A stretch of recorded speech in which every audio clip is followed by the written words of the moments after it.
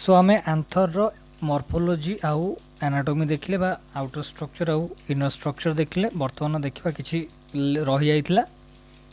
कौन कही देख ये कौन देखा ना आज इच सेल जेहेतु कौन हो प्रत्येक सेल कौन कर sporogenous tissue capable of giving rise to a microspore tetrad कौन करिए गोटे माइक्रोस्पोर टेट्रोइड देबे so each one is a potential pollen or microspore mother cell so समस्त होचंदी गोटे पोटेंशियल पोलेन से माने होचंदी कोन गोटे पोटेंशियल पोलेन रहउचंती जहाँ को आम कहीपर माइक्रोस्पोर मदर सेल ये कौन मदर सेलटार जिते बड़े मेयोसिस हम तापर आम पोलेन ग्रेन ग्रेन अर्थ छोट छोट दाना बा ग्रेन बोली कहवा the process of formation of microspore from a pollen mother cell से कौन कह देख द प्रोसेस ऑफ फॉर्मेशन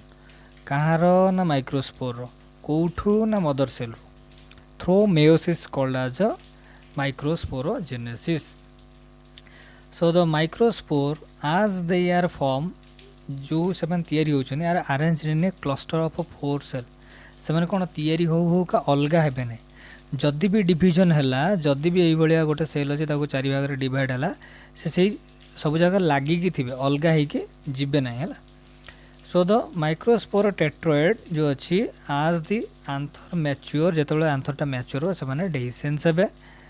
कौन मैच्योर एंड डिहाइड्रेटेड हो डिहाइड्रेट हे तापर देखिए द माइक्रोस्पोर डिसोसिएट कौन हम dissociate from each other and develop into pollen grain so यहाँ कौन हम तापर डिहाइड्रेटेड है गो 2 3 4 एमती चारिटा सेपरेट हो कौन स्ट्रक्चर से कन्वर्ट हे जहाँ को आम कह कौन पोलेन ग्रेन बोली कहवा तापर इनसाइड ईच माइक्रोस्पोरांजियम प्रत्येक माइक्रोस्पोरांजियम कौन अच्छी सेभेराल थाउजेंड केते रोचे सेभेराल सेभेराल मीनिंग हो बहुत गुड़िए बहुत बहुत गुड़िए है माइक्रोस्पोर और पोलेन ग्रेन बोली कहे गोटे हूँ पोलेन गोटे pollen grain spore mother cell यही सब जिन को भल लक्ष्य रख आज form they are release with the dehiscence of anther anther dehiscence से डेइसेंस बर्तमान देखिए कौन ना पोलेन ग्रेन आम क्या कहवा पोलेन ग्रेन क्या कहवा ना the pollen grain are represented the male gametophyte so भल मन रख कौन कहूँ ना पोलेन ग्रेनटा जो अच्छी सी हूँ कौन मेल गैमेटोफाइट ताको आम कहवा कौन ना मेल गैमेटोफाइट बोली कहवा if you touch the open anther of hibiscus माने एटा हूँ कौन मंदार फूल है मंदार फूलर आंथर को तुम जदि कौन कर छुईब और any other flower you would find deposition of yellowish powdery pollen grain on your finger तुम हाथ में लगी येलोइश कारण मंदार फूलर गोटे ये गोटे एमती नाड़ाटे बाहर थी मंदार फूल देखो ता साइड्रे सब एमती कौन हो पोलेन ग्रेन गुड़िक बा जो आंथर गुड़िक लगी से कथा कहूँ से फिंगर लगे so sprinkle these grain on drop of water so ये कौन कर स्प्रिंकल कर drop of water taken on a glass slide and observe under कौटी देखा ताकू ऑब्जर्व कौटी करवा ऑब्जर्व अंडर दी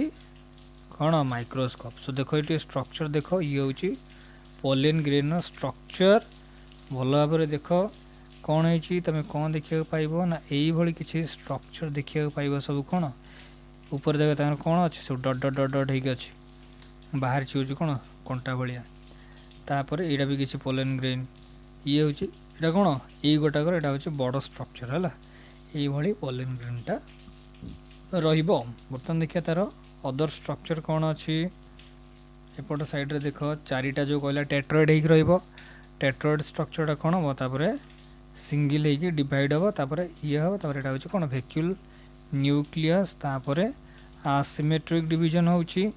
तापर कौन हो तुम वेजिटेटिव सेल आउ जेनेरेटिव सेल देख यहाँ गोटे वेजिटेटिव सेल ये हूँ जेनेरेटिव सेल ये जेनेरेटिवटा सेल दब मेल गैमिट है मेल गैमिट दब बर्तमान देखिए कौन लिखाई या विषय स्टोरी टी पढ़ा देख कौन अच्छी ये ना माइक्रोस्कोप कथा कहली तुम माइक्रोस्कोप देख so you will ready to so कौन कहला microscope you will really amazed at the variety of architecture से आर्किटेक्चर देखिकी कौन आर्किटेक्चर ना गोटे माइक्रोस्पोर रो कौन अच्छी ना साइज देखिबो, शेप देखिबो, कलर देखिबो, आ को भला डिजाइन अच्छी ए सब जिंस देखिबो। सो केतरा जिंस देखिबो seen in the pollen grain. Pollen grain रो शेप, साइज, कलर, डिजाइन देखिबो। Pollen grain are जेनेराली spherical. Pollen grain टा कौन कहूँ जेनेराली गोटे स्पेरिकल, मेजरिंग अबाउट केते 25 रु 50 माइक्रोमीटर। 25 रु 50 केते माइक्रोमीटर अर्थात 10 टू दी पावर -6 पाखापाखि आसगला micrometre in diameter. So it has a prominent 2 layer wall. तार गोटे अच्छी केतेटा 2टा लेयर वॉल अच्छी। देखो आम डायग्राम को टिके देखा है, डायग्राम देनी तले थी डायग्राम देखा है कौन कौच देख तुम कौन गोटे हूँ 2टा लेयर अच्छे। 2टा लेयर कौन कौच गोटे हूँ outer layer, hard outer layer. जो हार्ड आउटर लेयर धरनी यही लेयरटा जो अच्छी फास्ट लेयरटा, सॉरी ये जो लेयरटा प्रथम लेयरटा अच्छी कह कौन exine is made up of. ये गोटे जिनस आसले कौन मन रख ना स्पोरोपोलेनिन, युवा मन रखा जो स्पोरोपोलेनिन लिखाई से स्पोरोपोलेनिनटा हूँ मोस्ट इम्पोर्टाट। यहाँ पचारदे जब कौन तैयारी exine which is one of the most resistant organic material known. So it can withstand high temperature and strong acid alkali. कौन strong acid रे रही पारिबो, alkali रही पारे, आउ high temperature रे किए रहिबो पोलेन ग्रेन टा रहिबो। किए रहिबो पोलेन ग्रेन रहिबो हला काहे कि ना तार एक्साइन रे कौन अछि स्पोरोपोलेनिन बोली गोटे केमिकल अछि। No enzyme that degrade the sporopollenin. कौन सी एंजाइम एमती नहीं जोटा डिग्रेड कर देबा स्पोरोपोलेनिन को। Pollen grain exine has a prominent aperture called germ pore. So प्रत्येक पोलन ग्रेन रे कौन अच्छे गोटे जर्म पोर अच्छे जोटा कि अपारेचर। अपारेचर मीनिंग हो गोटे स्मॉल ओपनिंग है वेयर स्पोरोपोलेनिन इज एब्सेंट। जो जगह कौन स्पोरोपोलेनिन ना ना अदरवाइज आउ सब पर्सन रे कौन अच्छी स्पोरोपोलेनिन गुड़िक अच्छी। Pollen grain are well preserve से कौन प्रिजर्व होकर रहती आज a fossil because of the presence of sporopollenin. So ये स्पोरोपोलेनिन पेइंका से कौन होती प्रिजर्व होकर रोचंदी बहुत वर्ष वर्ष पर्यंत। The exine exhibit a fascinating array of a pattern and design करे। Do you think the exine should be hard? What is the function of a germ pore? The inner wall of the pollen grain is called as intine. जो inner वालटा अच्छी आम कह कौन intine. भीतर को गले ये जो वालटा अच्छी भीतर वालटा आम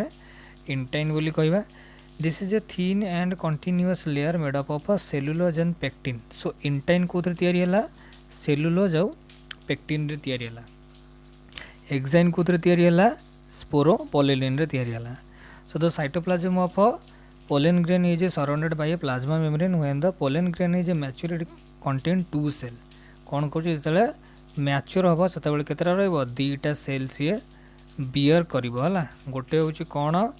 गोटे सेल हूँ कौन वेजिटेटिव सेल आ गोटे हूँ जेनेरेटिव सेल। ये जो वेजिटेटिव सेल आउ जेनेरेटिव सेल 2टा सेल बियर कला। The vegetative cell is bigger तुम देखिपार यहाँ हूँ कौन लार्ज अच्छी यहाँ हूँ स्मॉल अच्छी। स्मॉल अच्छी ना यहाँ स्मॉल अच्छी यहाँ हूँ कौन लार्ज अच्छी। कौन लिखला हाँ एबुंडेंट कौन थी तादर कौन थी एबुंडेंट फूड रिजर्व। सो वेजिटेटिव सेल होची फूड को रिजर्व करके रखिबो। लार्ज इरेगुलर शेप न्यूक्लियस गोटे लार्ज इरेगुलर देखो ये राउंड देखा जाउनी एटा कौन गोटे इरेगुलर शेप अच्छे माने यही भाई एमती गोटे एमती शेप अच्छे तार रेगुलारिटी किसी ना। आ द जेनेरेटिव सेल जोटा रहा से स्मॉल रहा फ्लैट रहा cytoplasm of the vegetative cell रे। It is a spindle shape with dense cytoplasm. यहाँ हूँ गोटे कौन गोटे स्पिंडल शेप है spindle shape with dense cytoplasm. या भीतर कौन अच्छी साइटोप्लाज्मटा डेंस अच्छी है डेंस अर्थ बहलिया अच्छी बहुत कौन अच्छी घन तार अधिक अच्छी है डेंस अच्छी आउ न्यूक्लियस अच्छी। द 60% ऑफ द एंजियोस्पर्म कौन अच्छे pollen grain are shed at the 2 cell stage. So develop हम हम हम जितेबाला ये 2 सेल स्टेज आसो से समय ही कौन हम सी डिवाइड हम है कौन रिलीज हम क्योंथे एंजियोस्पर्म प्लांट रे। इन द रिमेनिंग प्रोसेस आउ जी रिमेनिंग अच्छा स्पेसीस रे the generative cell divide mitotically to give rise to 2 male gamete. So ये कौन मन रखिबो जो जेनेरेटिव सेलटा अच्छी ये जेनेरेटिव सेलटा कौन हम ये जो सेलटा ये डिवाइड हम 2टा गोटे दीटा पुणी डिवाइड हम जोटा give rise to 2 male gamete एटा भी गोटे मेल गैमेट एटा भी गोटे मेल गैमेट है तापर कौन कहूँ हाँ 2 male gamete before pollen grain are shed है 3 सेल स्टेज रे मेजोरिटी केस रे देखा जाउछला बा रिमेनिंग स्पेसीस रे 3 सेल स्टेज रे रिलीज हम किंतु एंजियोस्पर्म रे कोन 2 सेल स्टेज रे रिलीज हम है तापर देख पोलन ग्रेन एतिक जिनस कौन दे पढ़ा टे गोटे जिनस देख पोलन ग्रेन आर कौन of many species cause severe allergy और ब्रोंकियल अफेक्शंस सो तुम जब कौन नुआ जगह को जाऊँ देख जो भी कौन कौन जदि एलर्जी तुमको लगुच नाक कुंडे हवा कि छाती भीतर कुंडे हवा बेक गला कुंडे हवा जानवाटा गोटे अफ्लेक्शंस होची some people often leading to chronic respiratory disorder बहुत गुड़े लोकों को क्रॉनिक डिसऑर्डर हुए है क्रॉनिक रेस्पिरेटरी डिजॉर्डर क्रॉनिक अर्थ धीरे धीरे धीरे धीरे यहाँ कौन गोटे डिजॉर्डर कन्वर्ट हम जमी तुम आस्थमा आउ ब्रांकाइटिस रही it may be mention that कौन पार्थेनियम कौन अच्छी पार्थेनियम और carrot gas that come into India आज ए कंटामिनेटेड विथ कौन इंपोर्टेड व्हीट जो व्हीट जाक बाहर देश आम पाक आसला से पलि आस has become ubiquitous अर्थ बहुत ट्रांसफर हम इन occurrence and cause pollen allergy आउ pollen allergy creation करिवो हला सो pollen grain are rich in nutrition pollen grain रे कोन अछि rich in nutrition became cone fashion in recent year बहुत कोन फैशन हो गला एटा हम बहुत यूज कर रिसेंट ईयर पोलेन टैबलेट आज ए फूड सप्लीमेंट देख कौन होइछि ना फूड सप्लीमेंट हिसाब से एमि सब पोलेन टैबलेट मानन को व्यवहार करा जाउछि कोठी हमर कोन वेस्टर्न कंट्री अर्थ तुम जोटा वेस्टर्न कल्चर कहूछ वेस्टर्न कंट्री माने एठी जदि इंडिया रहिला ताले यार पश्चिम दिगरे जेतिकी कंट्री आसला ऊपर आसीबो यूरोप तापर एपट साइड रे तमे पाइबो कोन अमेरिका आ ये तळको पाइबो कोन आफ्रिका पाइबो हला किंतु आफ्रिका रे बेसी लोक यूज करू नांती बेसी होची कोन वेस्टर्न रे हमरो आसीबो कोन यूरोप हला कोन यूरोप बा यूके जोटा तमे कहूछ यूके पाइबो आ एटा होची कोन यूएसए ए जो कंट्री जाक अछंती ए माने अधिक यूज करछंती हला तापर कोन देला A large number of pollen produced in the form of a tablet and a syrup are available in the market. Pollen consumption has been claimed to increase the performance of athlete and race heroes, horses. जो race रे horse race होची बा athlete मानकर performance को increase करबे कारण pollen grain रे कोन रहउची बहुत गुड़िए रिजर्व फूड मटेरियल्स माने रहउचंती नेक्स्ट कोन देला देखी ता तळु काउरी कोन अछि देखो ये देख तापर आम आउ गोटे नेक्स्ट क्लास पढ़िया पोलेन पिस्टिल आउ मेगास्पोरेंजियम कौन अच्छे पिस्टिल मेगास्पोरेंजियम सब सो देख कौन कह हुए वन दे आर सेड जिते से मैंने पड़ीजे रिलीज हे pollen grain have a land on the stigma से कौटी पड़ो ना फीमेल फ्लावर स्टिग्मा उपर पड़ो बिफोर दे लूज भिएबिलिटी अर्थ नष्ट हवा पूर्वर बा जो बंची रहिबार सक्षमता ता जो केमिकल डिग्रेडेशन होउचंदी से पूर्वरु से जाके स्टिग्मा पर पड़िया दरकार if they have to bring about fertilisation जदि से माने हैव टू ब्रिंग अर्थ कोन हैव टू ब्रिंग अर्थ जदि से माने चाहुचंती हला